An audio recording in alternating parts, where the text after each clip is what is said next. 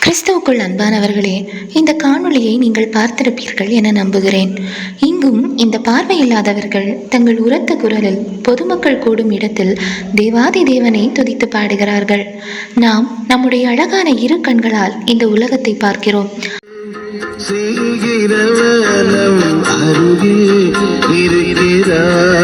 ஆனால் நம்மோடு வாழும் சிலர் தங்கள் விழிகளை இழந்து எதையும் பார்க்க முடியாமல் இருளோடு வாழ்ந்து வருகிறார்கள்.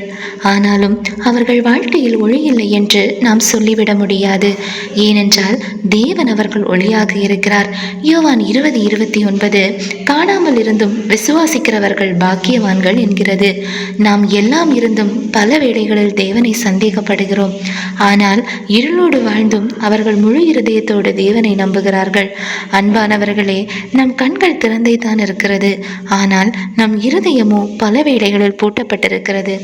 இன்றும் அந்த குருடர்களைப் போல முழு மனதோடு தேவனை தேடுவோம். அப்போது நம்முடைய வாழ்க்கையும் அவருடைய ஒளியால் நிரம்பும்.